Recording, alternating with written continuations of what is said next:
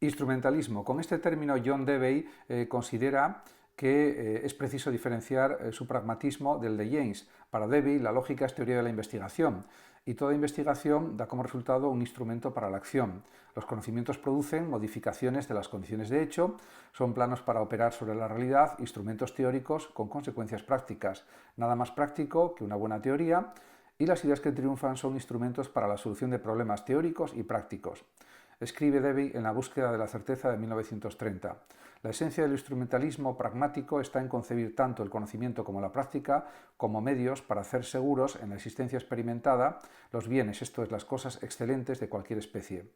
Toda investigación para él es una propuesta de ideas y proyectos para pasar de una situación de duda a una situación coherente, ordenada y armoniosa. La inteligencia es constitutivamente operativa, una máquina que crea sin pausa instrumentos para adaptarse a los problemas. Dewey, ética, política y pedagogía. Para Dewey, todo sistema ético es relativo al ambiente en que se ha formado y funciona, y considera que no hay fines últimos, ya que todo fin alcanzado es un medio para otros fines. Además, considera que es preciso constituir una democracia como sociedad que se planifica constantemente, en la que la inteligencia se libere en un intercambio cooperativo que trabaje con metas concretas, realizables, en las condiciones históricas efectivas y en las cuales se actúe. En cuanto a la educación, la entiende como reconstrucción y reorganización continua de la experiencia, capaz de aumentar la conciencia de los vínculos entre nuestras actividades y las de otros, y de aumentar la capacidad de los individuos también para dirigir el curso de la experiencia futura. En ese sentido, también hay que decir que, en cuanto a las ideas morales, deben someterse al control de sus consecuencias en la práctica, y la filosofía debe promover una continua revisión crítica orientada al enriquecimiento de los valores de derecho. El pragmatismo radical de William James. William James nació en 1842 en Estados Unidos y murió en 1910. Dio a conocer al mundo el pragmatismo como nueva filosofía. El pragmatismo, afirma James, no es más que un método, es ante todo una invitación a apartar la mirada de las cosas primeras, principios, categorías, pretendidas necesidades, por ejemplo, para centrar la atención sobre las cosas últimas, que son para él los hechos. En segundo lugar, es un método para obtener claridad en las ideas, método que nos obliga a tener en cuenta los efectos prácticos concebibles implicados por esta o aquella idea, qué sensaciones debemos esperarnos y qué reacciones hemos de preparar, escribe el propio William James. Una idea es verdadera, cree James, cuando nos permite avanzar y nos lleva de una parte a otra de nuestra experiencia, enlazando las cosas de un modo satisfactorio, actuando con seguridad, simplificando y economizando esfuerzos. Es una concepción de la verdad puramente instrumental. El pragmatismo lógico de Peirce. El pragmatismo es la forma que adoptó el empirismo tradicional en Estados Unidos, y mientras que el empirismo tradicional vio en la experiencia la progresiva acumulación y sistematización de los datos sensibles y de las observaciones pasadas y presentes, en el pragmatismo la experiencia es apertura al futuro, previsión y proyección, regla de acción.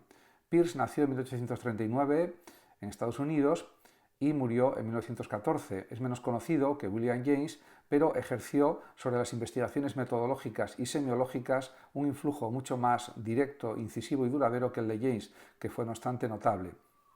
Peirce fue un experto en lógica y un sofisticado semiólogo. Todo el pensamiento, dice, es un signo y participa esencialmente de la naturaleza propia del lenguaje. No es posible pensar sin signos, dice también Peirce. Todo pensamiento es signo para él. Sostuvo que el conocimiento es búsqueda y que la búsqueda parte de la duda. Modos de razonamiento según Charles Peirce. En la ciencia disponemos de tres modos diferentes de razonamiento. Por una parte está la deducción, está también la inducción y añade Peirce la abducción. La deducción es el razonamiento que, partiendo de premisas verdaderas, no puede llegar a conclusiones falsas. La inducción es el razonamiento que, a partir de ciertos miembros de una clase con determinadas propiedades, concluye que todos los miembros de aquella clase tienen las mismas propiedades.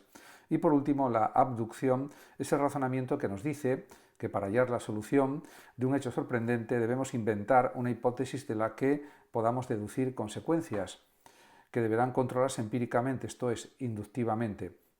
En definitiva, la abducción es un razonamiento para explicar los hechos, lo fáctico. No cabe duda de que el pragmatismo lógico de Peirce influyó poderosamente, por ejemplo, en la obra de William James y de otros pensadores de su época norteamericanos. El historicismo significa que la realidad es historia y esta historia está regida por una ley necesaria. Una doctrina de este tipo la encontramos, por ejemplo, en Hegel y es el historicismo absoluto, derivado de su idealismo absoluto también.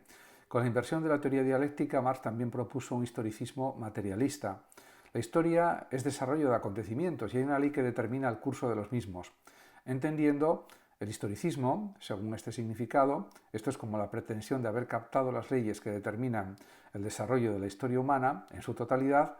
Karl Popper lo hizo objeto de sus devastadoras críticas, al probar que es imposible prever el futuro y que por tanto es ilusorio creer estar en posesión de las leyes ineluctables del curso de la historia humana.